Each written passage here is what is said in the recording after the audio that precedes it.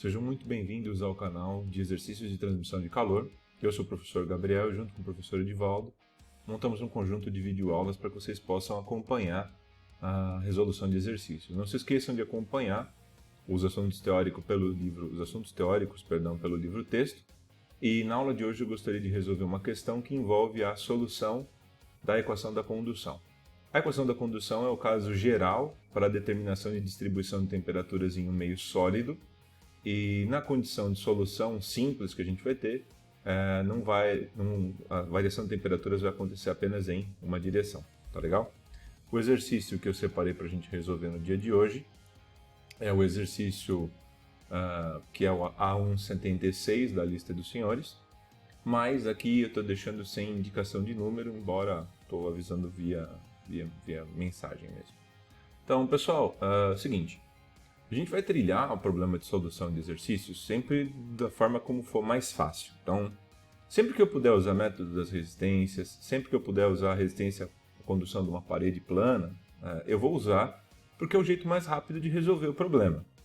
Mas se você tiver um meio sólido e quiser sempre resolver a equação da condução, não tem nenhum erro e nenhum problema nisso. Só vai te tomar mais tempo. Esse é o único grande problema que você vai ter. Tempo, nada além disso, tá bom?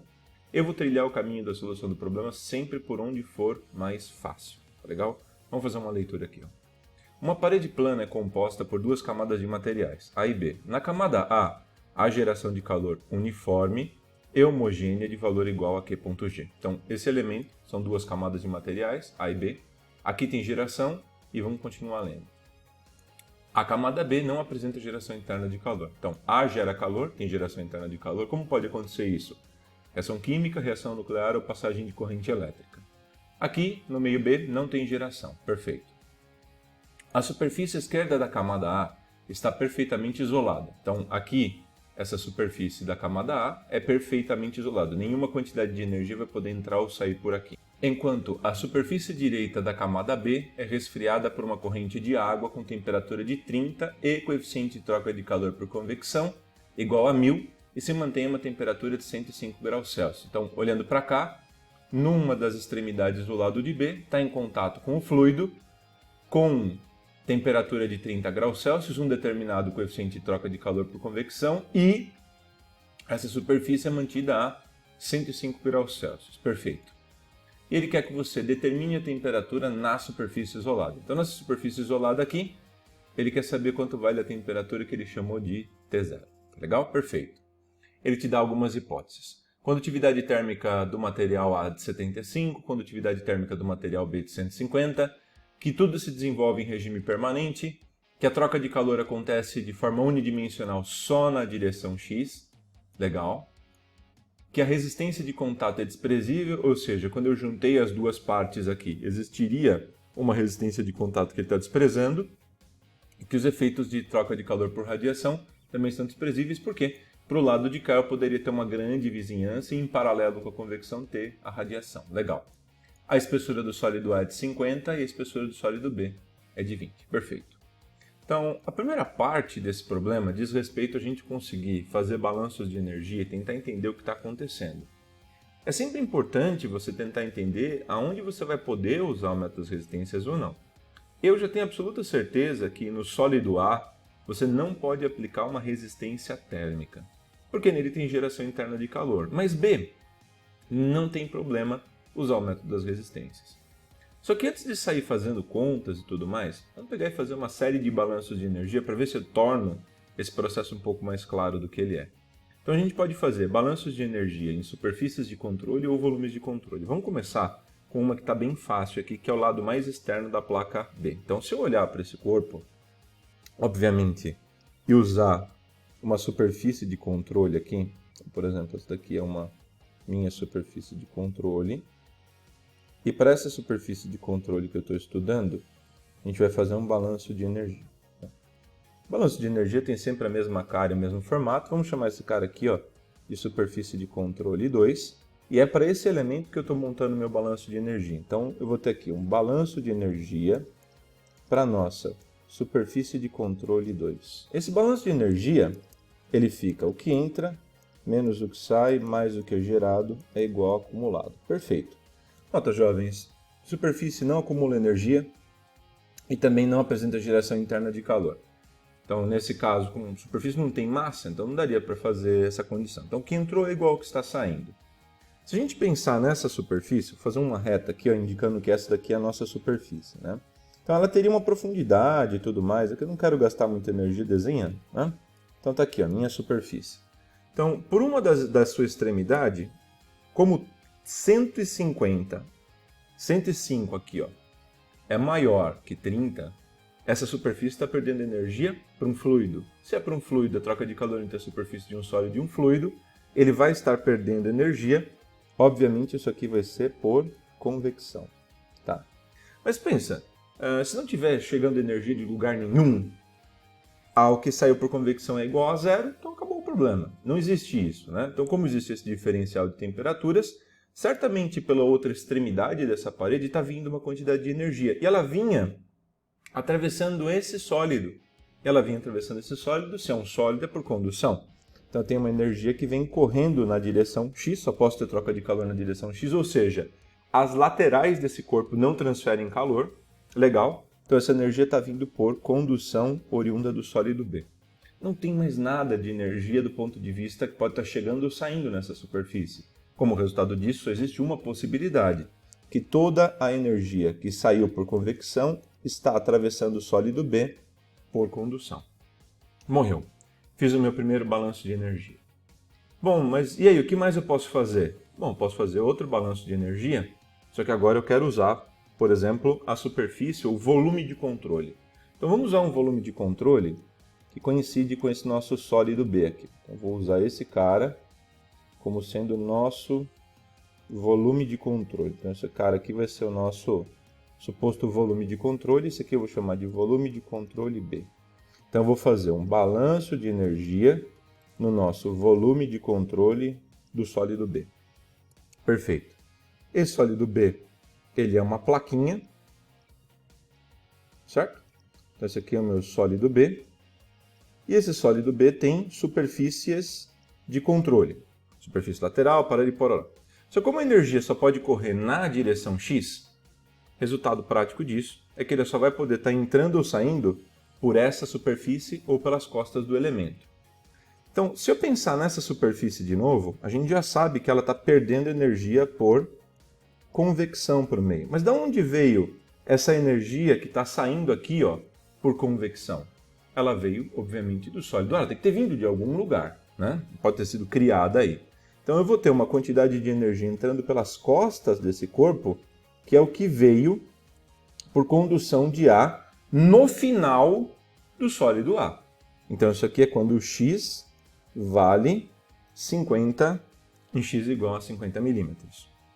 Então a minha única opção e possibilidade desse balanço, já que nesse sólido B, esse é o nosso sólido B, não tem geração interna de calor nesse cara, então a minha única hipótese que é toda a energia que saiu por convecção tem que ser igual ao que está saindo por A na condição de X igual a 50 milímetros. Como resultado disso, o que saiu por convecção é igual ao que atravessou o sólido B por condução, que é igual ao quanto chegou na final da superfície do A por condução. Perfeito. O que mais eu posso fazer? Bom, aqui eu posso fazer infinitos, na verdade infinito, é número finito, né? Mas eu posso fazer N. Então, por exemplo, eu posso querer estudar aqui, ó, mais uma superfície de controle em volta do contato entre os materiais A e B. Então esse cara aqui vai ser minha superfície de controle 1. Então eu posso fazer um balanço de energia na minha superfície de controle de número 1 aqui. Isso é parecida com o que a gente tem ali em cima. Só que aqui, nessa superfície de controle, a gente tem uma condução chegando nas costas, que é essa, e uma condução atravessando o meio B. Então aqui eu chego à conclusão, eu tenho essa quantidade que veio por condução chegando nas costas dessa superfície. Então eu vou ter uma quantidade que veio por condução na minha superfície A em X igual a 50 milímetros e está atravessando o sólido B por condução. No sólido B, a energia que atravessa é constante. Então, tanto no início quanto no final dela é a mesma. No sólido A isso não vai ser por causa da geração interna de calor. Então, a minha possibilidade para esse balanço de energia é que a condução que chegou na superfície em x igual a 50 milímetros vai ser igual ao que está indo embora por condução no sólido B. Então, a gente está chegando a conclusões um tanto quanto óbvias aqui, né? Eu sei disso. Então, a conclusão que você está chegando é a seguinte. Olha, saiu uma energia, uma quantidade de energia para o fluido por convecção. Da onde ela veio? Ela veio atravessando o sólido B por condução. Então, elas precisam ser iguais. Então, se por aqui saiu 50 watts, atravessou aqui 50 watts. Então, nessa fronteira, saiu 50, entrou 50. Agora, e nessa fronteira? Saiu 50, chegou 50. E no sólido A? No sólido A, uma das superfícies é um isolante perfeito. Então, se eu fizer agora um último volume de controle, e eu vou usar esse volume de controle coincidindo com esse nosso sólido A, acho que eu não tenho mais cores muito diferentes, eu vou usar essa cor porosa aqui. Então, aqui, ó, se eu usar para o meu sólido A, esse cara aqui sendo o nosso novo volume de controle, aqui é o nosso volume de controle, então eu vou ter uma pecinha, só que isso aqui vai ser o meu sólido A. Nosso último balanço de energia. Então aqui para esse elemento eu vou ter meu balanço de energia. Balanço de energia no nosso volume de controle A. Então esse aqui é o nosso sólido A. Aqui eu vou ter nada entrando, né? Aqui não tem nada entrando. Não posso colocar absolutamente nada entrando do lado de cá. Por que não? Porque do lado de cá tem uma superfície que é um isolante perfeito, a superfície adiabática aí no caso. E para o outro lado? Sim, para o outro lado está saindo. Para o outro lado, nós temos uma saída, que é o que foi obtido no processo em x igual a 50 milímetros, para o lado a favor de x, já que a energia não pode correr para outra direção, porque você tem um isolante perfeito, você sabe a direção que do lado da peça é convecção saindo, na extremidade de B, esse cara continua sendo uma saída para o nosso volume de controle A. Só que da onde veio essa energia? Ela veio de um processo de geração interna de calor. Então está acontecendo uma reação química nuclear, só que em cada fatia que eu tenho na direção X, vai ter uma quantidade de energia diferente. Quando chega na superfície, é o total que foi gerado. Então essa energia que saiu por condução nessa face aqui, é o que eu tenho que foi gerado no sólido A. Então, qual que é a única condição possível para que nós estejamos em regime permanente, depois de todo esse monte de balanço de energia? A minha única solução possível é a seguinte, que se por aqui saiu 50, nesse sólido atravessou 50 watts, usando um número, tá, como referência. Se por essa superfície saiu 50, significa que eu tenho 50 atravessando o sólido B. E da onde vieram esses 50 que atravessaram o sólido B? Foram gerados no sólido A. Então, o meu balanço, esse monte de balanço de energia, se resume a uma condição que, para estar em regime permanente, tudo que foi gerado no sólido A precisa estar cruzando a fronteira por condução do final do A em x igual a 50 milímetros, que é igual ao quanto eu estou perdendo ou atravessando por condução no sólido B, que é igual ao quanto saiu, né? Ou quanto saiu por convecção para o meio fluido. Eu sei que, eventualmente, você está acostumado a fazer isso aí de cabeça, não tem problema. Esse aqui foi só um modo de destrinchar. Então, eu já nem mais lembro o que ele pediu no problema, mas sim, ele está pedindo a temperatura aqui, ó, nessa interface. Nota, você não pode resolver uma resistência térmica num meio que tem geração interna de calor, porque isso é um furo no balanço de energia. Nesse meio que tem geração interna de calor, para cada x que eu avanço, eu tenho uma quantidade de energia diferente migrando nessa peça. Então, o Q não é constante aqui. No sólido B é, aqui no fluido também. Mas aqui no sólido A, como tem geração, não é constante a quantidade de energia que atravessa, a taxa de transferência de calor. Então, vamos resolver tudo o que a gente pode antes de tentar chegar aqui no sólido A. Então vamos fazer o seguinte, vamos começar tentando deixar essa temperatura T1 aqui. Ó. A primeira coisa que eu sei, ele me deu a diferença de temperaturas aqui e ele me deu o H. Como resultado disso, eu consigo determinar o fluxo de calor que está saindo por convecção. Nota, pessoal, que essas áreas aqui, as perpendiculares aos vetores, né? Então, por exemplo, essa área aqui, em qualquer fatia que você vier cortando a peça, fatiando essa área é a mesma. Se você quiser usar 1 metro quadrado de área, você pode. Eu não vou fazer isso, eu vou deixar em evidência, mas necessariamente você não precisa se preocupar com área no problema unidimensional, que no sistema cartesiano, tá? Então aqui, ó, vamos voltar para o meu problema e vamos começar a equacionar a minha condição. Então, ele me disse aqui no início que na superfície do sólido ele está com 105 graus Celsius e aqui a gente tem uma resistência por convecção. E aqui a temperatura do fluido é 30 graus Celsius. Vou aplicar a lei de Newton. Podia usar resistência? Podia. Vou aplicar a lei de Newton porque me parece mais razoável. Então vai ficar a taxa de transferência de calor por convecção é H a diferencial de temperaturas. Então isso aqui vai ficar H é 1000, segundo a leitura do enunciado. A área não sei quanto vale, mas ela é uma variável independente, então não preciso dessa área, vezes a diferença de temperaturas, que é 105 menos 30. Então, fazendo essa conta, a quantidade de energia que eu estou perdendo por convecção é 75.000 vezes a área watts, né? Você pode deixar a área em evidência aqui. Então, o que isso significa? Significa que você já sabe todas as quantidades de energia do problema, sabendo essa. Ou seja, se por aqui sai 75.000 watts por metro quadrado, aqui atravessam 75.000 watts por metro quadrado, então logo eu gerei 75.000 watts para cada metro quadrado dessa peça. Então eu já sei todas as quantidades de energia do problema. Voltando para cá, o que eu vou fazer? Vamos tentar achar essa temperatura aqui. Você pode usar a equação integrada de Fourier para a placa plana ou resistência se você quiser. Então, o que eu estou equacionando é esse tramo aqui, ó, da parede. Então, a parede que você tem aqui, o ponto é T1. Você vai ter uma resistência por condução no sólido B. E a temperatura que a gente está falando da superfície é 105 graus Celsius, tá? Então, eu vou usar a lei integrada de Fourier para uma placa plana.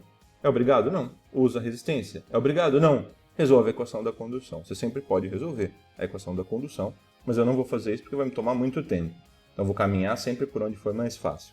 Usando a lei integrada de Fourier, vai ficar QKB vai ser condutividade térmica de B, área perpendicular ao vetor calor, vezes, espessura do sólido B, temperatura maior, menos menor. Alguém vai perguntar, como é que você sabe qual que é a direção da transferência de calor? Ela só pode ser uma. Né? Se eu estou perdendo aqui, todas as quantidades são iguais, a direção tem que ser T1 para 105. Então, T1 é maior que 105. Então, vai ficar T1 menos 105. Então, substituindo por valores, a condução em B será igual. Esse termo é, se eu não me engano, 150, a gente pode ler. Condutividade térmica do sólido B é 150. Então aqui vai ficar 150 vezes a área sobre a espessura do sólido B. Eu lembro de ter lido 20 milímetros. Para metro, 20, 10 a menos 3, vezes T1 menos 105. E é óbvio que isso aqui tem que ser igual ao quanto eu perdi por convecção aqui, que é 75.000 vezes a área. Nota aqui, a área que essa energia vinha cruzando por condução é igual à área que ela está saindo por convecção. Então, essas áreas são iguais, eu posso simplificar, de modo que se eu fizer essa conta, T1 é igual a 115 graus Celsius. Fechou.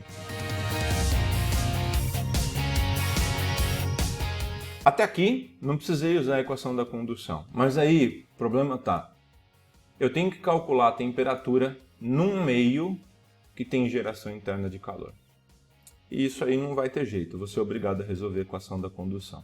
Como isso é uma placa plana, eu vou usar o sistema cartesiano, a equação da condução do sistema cartesiano, que tem essa cara e esse formato que vai aparecer aqui. Ó. Então, essa é a equação da condução para o sistema cartesiano completa. Observe que nesse problema a gente vai fazer uma série de simplificações e também cuidado que você está escrevendo a equação da condução para um sólido específico. Esse sólido específico é o sólido A. O sólido A ele começa em x igual a 0 e termina em x igual a 50 milímetros. Tudo que você for aplicar para essa expressão que você achou, você precisa aplicar ela nesse intervalo de validade. Não pode usar mais nada que esteja fora desse intervalo. Perfeito. Então, eu estou escrevendo a equação da condução para o nosso sólido A, que é, então, aqui é a condutividade térmica do nosso sólido A. Esse Q ponto gerado é a quantidade de energia que é gerada por unidade de volume. Então, a unidade desse cara é watt por metro cúbico, tá? Então, esse Q ponto gerado que está ali, a unidade desse cara, se pensar do ponto de vista de unidade, é watt por metro cúbico. No caso desse problema, é homogêneo, tá?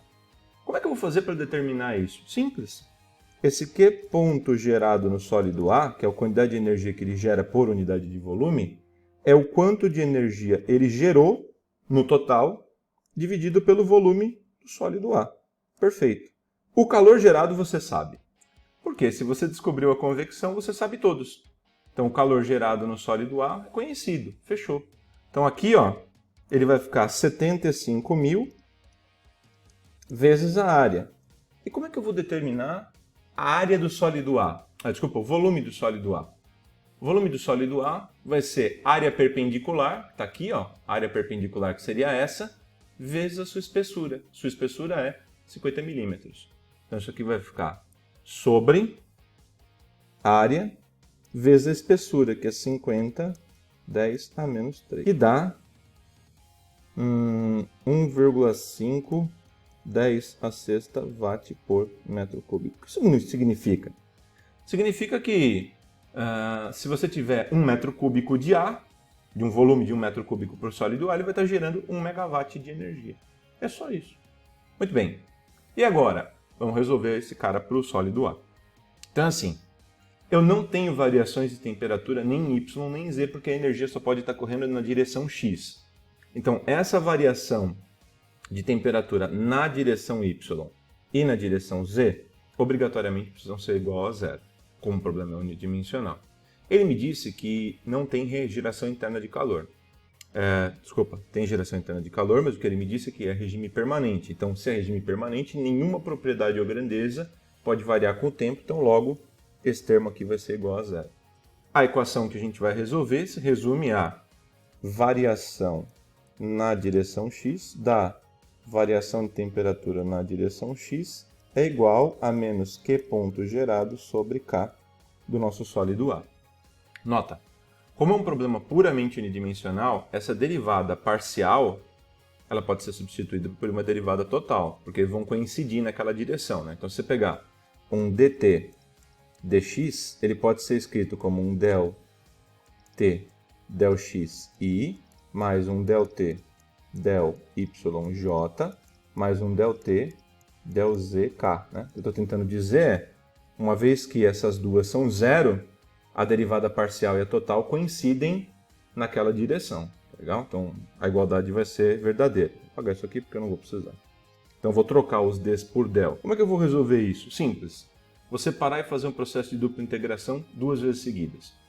Então, no primeiro caso, vou jogar o dx na outra direção e fazer o processo de dupla integração. Então, isso aqui vai ficar d dt dx é igual a menos Q ponto gerado sobre K do sólido A dx. Vou fazer o processo de dupla integração. Obviamente não é uma integral definida, como resultado disso vão aparecer constantes, tá? Uma do lado direito e outra do lado esquerdo, mas como é uma constante, posso fazer aparecer uma só, somando as duas em uma única. Então, desse processo de integração, isso aqui vai ficar a integral de dt dx, né? Você pode chamar isso aqui de A. Esse termo dentro do parênteses aqui, pode chamar de A, João, Maria, a integral de d João vai dar João, então não me interessa. Então, isso aqui vai ficar dt dx é igual a integral, isso aqui é constante, o que é gerado é constante, a condutividade térmica do sólido é constante, ó, 1,5 10 a sexta, e o K do A também não é variável, também é uma constante, vale 75. Então, constante, sai para fora da sua integração, a integral de dx dá x. Então, vai ficar menos Q ponto gerado sobre condutividade térmica do sólido A vezes x mais uma constante C1. Perfeito. Vamos guardar essa equação, vamos chamar esse cara de equação 1. Eventualmente ele pode ser útil para a gente determinar as constantes. E aqui, fazendo o procedimento de novo, separando e integrando mais uma vez, vai ficar dt é igual a menos o Q ponto gerado vezes x sobre K do sólido A, mais C1, vou usar um parênteses para isso tudo, vezes 1 dx. E aí, joguei esse dx para lá e estou fazendo o processo de integração de novo. Então vou integrar mais uma vez, a integral de dt vai dar t é igual, esse termo integrado é constante, né? Então vai ficar Q ponto gerado sobre K do sólido A vezes x ao quadrado sobre 2, mais C1 vezes x mais 1 C2. E esse cara eu vou chamar de equação 2. Eventualmente eu vou precisar chamá-la para resolver o meu problema aí de um modo geral. Perfeito, olha que bonito. Num meio que tem geração homogênea de calor, a distribuição de temperaturas dá uma função parabólica, né? O Q gerado é constante. Então ele vai dar um ax² mais bx mais c. O Q gerado pode ser variável. E aí não necessariamente você vai ter uma função, que é uma função parabólica, pode dar outra coisa. Então, qual que é o problema desse exercício? Eu preciso encontrar C1 e C2 para conseguir resolver a temperatura TA. A primeira condição de contorno está feita. Então, por exemplo, eu venho aqui e digo que em x igual a 50 milímetros, a gente calculou. Esse x em 50 milímetros, a gente calculou aqui, ó, fazendo essa igualdade e determinando quanto valia T1. Em x igual a 50, T igual a T1, que vale 115 graus Celsius. Ó, calculadinho aqui, bonitinho. Eu preciso da próxima condição de contorno. E você não pode usar em x igual a 0, T igual a T0, porque você não conhece. Então, a condição de contorno parte do pressuposto de ser uma condição conhecida. Se você usar x igual a 0, t igual a t0, você vai cair numa condição recursiva, e toda vez que você tentar calcular t0, ele vai ficar retornando a sua expressão em t1 igual a t0 igual a t0, 0 igual a 0, 1 igual a 1, e são todas soluções inúteis. Então, use condições conhecidas como condição de contorno. Então, o que eu sei em x igual a 0? O que eu conheço desse problema? Eu conheço a taxa de transferência de calor. Eu posso usar a taxa no início da peça, ou eu posso usar a taxa no final da peça. Eu escolho. Agora, aqui eu tenho certeza que nenhuma energia está chegando ou saindo por essa superfície. Então, isso é uma condição de contorno. Então, minha condição de contorno aqui, a minha primeira condição de contorno, vamos chamar isso de primeira condição de contorno, eu tenho absoluta certeza que se x vale 0, a minha taxa de transferência de calor vale 0. É um isolante. Se é um isolante, ali não pode estar entrando nem saindo energia. Legal? Então, como é que eu vou usar isso? Lei de Fourier. Eu não posso integrar, mas eu sempre posso usar a lei de Fourier. Qual o problema? Então aqui, se eu usar a lei de Fourier, eu sei que Q é igual a menos Ka dt dx. Aonde você sabe o quê? Eu sei o quê em x igual a 0. Então, nessa coordenada, eu sei a condutividade térmica. A taxa de transferência de calor, perdão. Então, observa. Pense um pouco comigo. Aqui é a condutividade térmica do sólido A. Vamos pensar um pouco. A área você não conhece, mas ela obrigatoriamente é diferente de 0, né? Ela está aqui, ela é diferente de 0, mas você não sabe quanto é, mas ela é diferente de 0. A condutividade térmica, inclusive, você sabe, então ela não é igual a 0. Então, como essas duas variáveis são diferentes de 0, como a condutividade térmica do sólido A e a área são diferentes de 0, ambas são diferentes de 0, o único jeito dessa expressão dar 0, porque você sabe que a taxa é 0, é se o gradiente for 0. Então aqui, ó, se eu pensar nessa expressão, como esses dois não são, o único jeito dessa expressão dar 0 é se o gradiente for 0. Então, portanto, a única condição possível é que esse dt dx para x igual a 0 seja 0. Né? Primeira derivada nessa coordenada vale 0. O que era quando você pegava uma equação matemática, uma função matemática? O que significava quando você tinha a primeira derivada igual a zero? Era um ponto de máximo da função ou um ponto de mínimo. No caso, nesse problema, a gente já sabe que isso certamente vai ser um ponto de máximo, por causa da direção. Então, o sentido, da transferência de calor é dessa superfície em sentido da água, né? No sentido da água. Como resultado disso, a maior temperatura vai estar acontecendo nessa coordenada. Então aqui a gente vai ter um ponto de máximo da nossa função da temperatura. Então aqui eu tenho uma coordenada onde a temperatura nesse corpo vai ser máxima. Isso porque ele está gerando calor de forma positiva. Se ele estivesse roubando energia, por exemplo, uma reação endotérmica, aí o sentido ia estar trocado e eu teria um ponto de mínimo, tá? Então toda vez que você tiver uma superfície adiabática, a primeira derivada é nula nessa coordenada, tá legal? Então voltando para o meu problema, a pergunta é bem simples. O que você faz, ou o que a gente vai fazer com essa informação? Olha para a equação que está aqui em cima, que é a nossa equação 1. Se você olhar para a equação 1, você sabe a derivada, está aqui, e sabe a coordenada. Com a derivada e a coordenada, você acha C1. E aqui está um tanto quanto claro, né? Então, se eu substituir isso, substituindo em 1, para ficar mais claro, você sabe que isso vale 0. Então, 0 é igual a esse termo aqui, que é menos Q ponto gerado sobre condutividade térmica A vezes 0, mais C1. Então, portanto, C1 tem que ser naturalmente igual a 0. É a única condição possível. Então, ele não existe aqui, ele não existe nesse ponto, e ele também não existe na segunda equação. A segunda condição de contorno está óbvia, né? Essa está bem facinho, porque a gente já calculou. Essa daqui é a nossa segunda condição de contorno, né?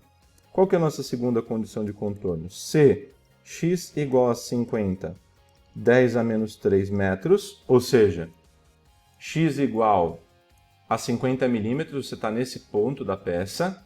Em x igual a 50 milímetros, a temperatura vale 115. Então, aqui a temperatura vai valer, portanto, T igual a 115 graus Celsius. O que eu vou fazer com isso? Ora, eu vou substituir na minha equação 2. Então, substituindo em 2, né? Isso aqui vai ficar 115 é igual a menos 1,5 10 a sexta sobre 2 vezes K. O K do material A é 75, vezes a coordenada que é o X aí, no caso do problema, que é 50 milímetros. 50, 10 a menos 3 ao quadrado. Né? Então, de onde eu estou pegando essa informação? Daqui, ó. Estou ressubstituindo. Então, estou colocando que esse cara é 1,5 10 a sexta. 50, se não tem, eu vou achar C2. E eu sei que essa temperatura vale 115, né? Então, aqui, mais C2. Então, portanto, C2 está dando 140 graus Celsius. Agora, que você sabe C1 e C2, qualquer coordenada da peça A, você sabe a temperatura. Então, a sua equação, ela vai ficar que a nossa equação da temperatura do sólido A, ela vai ser a seguinte: T é igual a menos 1,5 10 a sexta x ao quadrado sobre 150, né, que é 2 vezes 75 é 150, mais 140. Então, essa expressão, você entra em x em metro e acha a temperatura em graus Celsius. Observa, qual que era a pergunta do enunciado mesmo? A pergunta do enunciado era quanto vale a temperatura aqui, ó, na face isolada. Na face isolada, x vale 0. Então, fazendo x igual a 0, então se x for igual a 0, portanto, T vale 140 graus Celsius, né? Fim do exercício e até mais. Muito bom, foi um exercício relativamente longo, deve ter ficado bem longa essa aula. Tentei ir bem rápido para não fazer esse vídeo muito extenso. E bons estudos e obrigado pela paciência. Até mais e tchau.